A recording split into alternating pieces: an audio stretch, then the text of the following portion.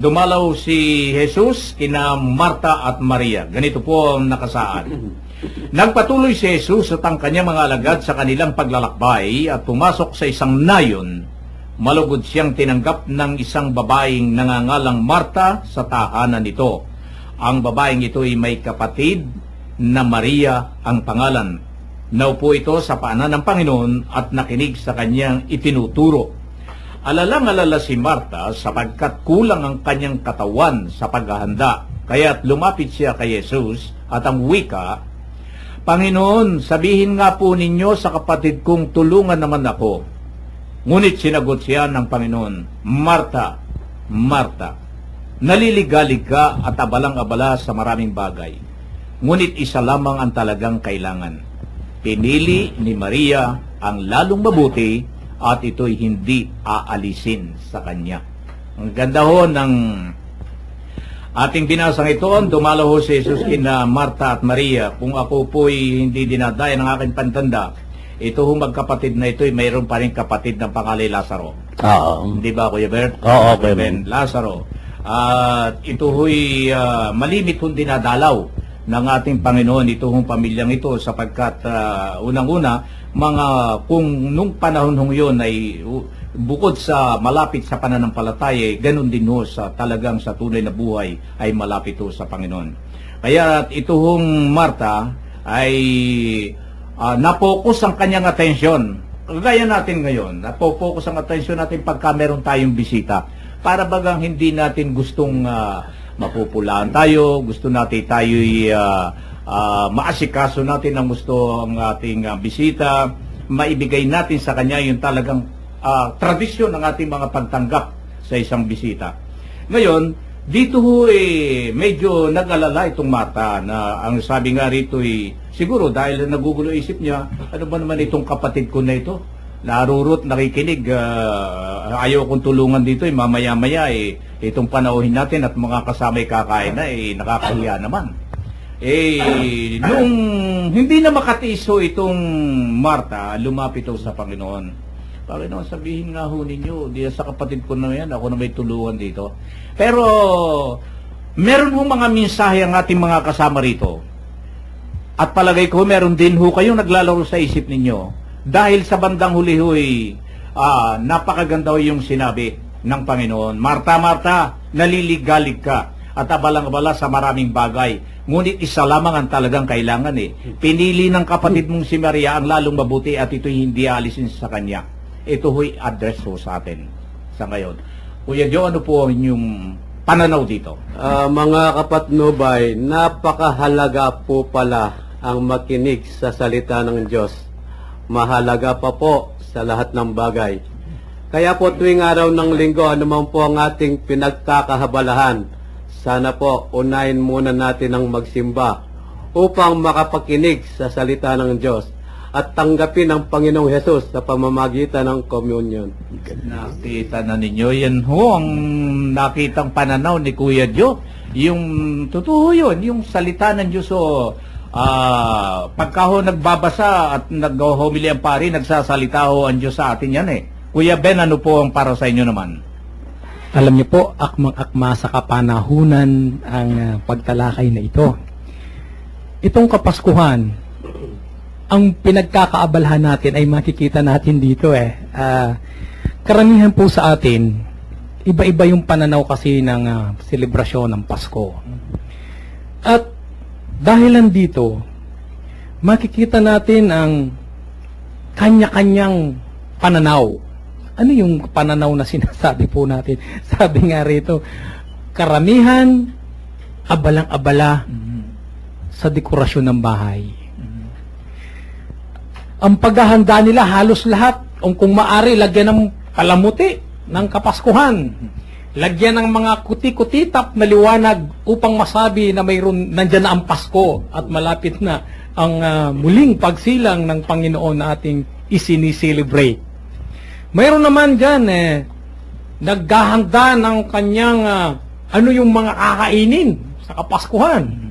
Abalang-abala lahat tayo riyan.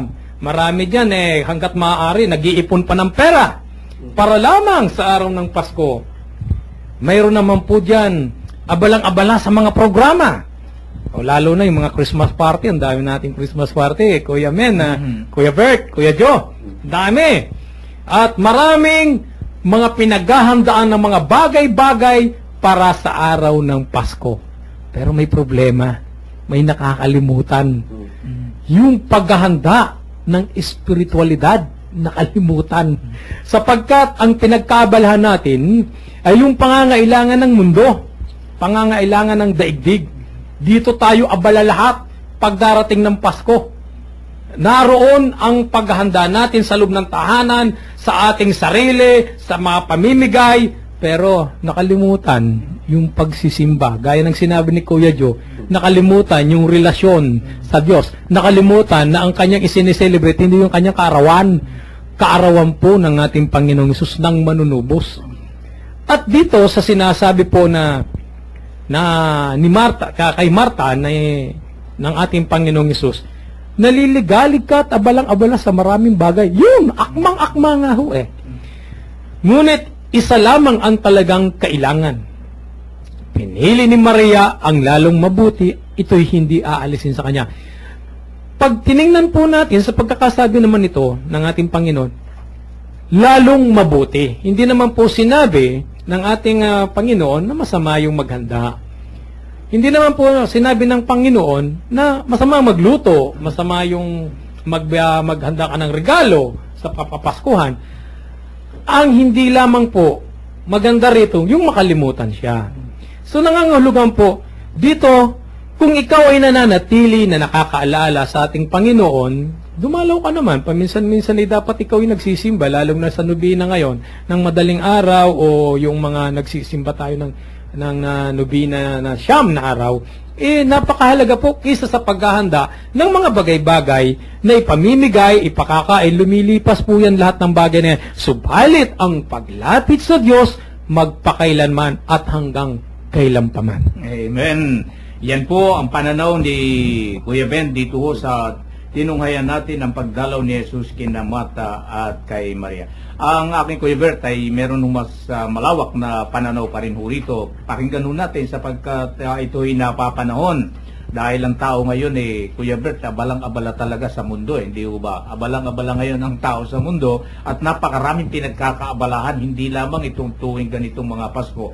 Sa mundo ay napakaraming pinagkakabalaan. Ano po ang inyong pananaw rito? Alam mo, Kuya Min, sa sinabi ng dalawa nating kasama, si Kuya Joe at ni Kuya Ben, talagang makikita mo yung buod nitong binasa mo ay talagang halos nandun na, no? Dadagdagan natin, no, yung sa paghahanda naman, lalo na kung ikaw ay naglilingkod sa simbahan. Marami kang makikita rito na gawa ng gawa. Kapag meron naman silang nakikita na hindi ganong gumagawa, pinupuna naman nila at sinasabi sa kanilang mga kasama, ichinichismis. Ito ginawa ni Marta eh. Chinichismis niya yung kapatid niya sa ating Panginoon. Isinusumbong.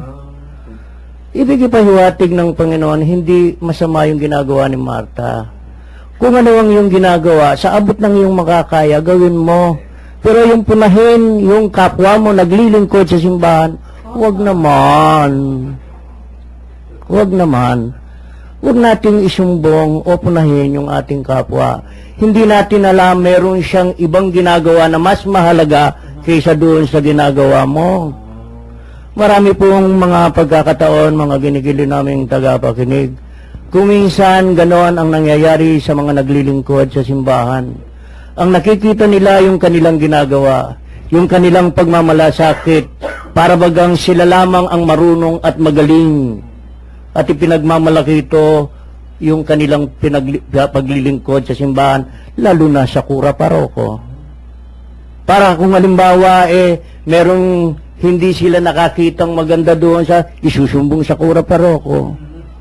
Ganito po ang nangyayari. Kaya kung minsan, nangyayari sa simbahan, maraming nagtatampo, ang akala nila nang dahil sa katamaran o doon sa nakikitang katamaran ng kapwa niya, hindi niya alam siyang nagiging dahilan ng paglilingkod ng karamihan sa simbahan. Amen.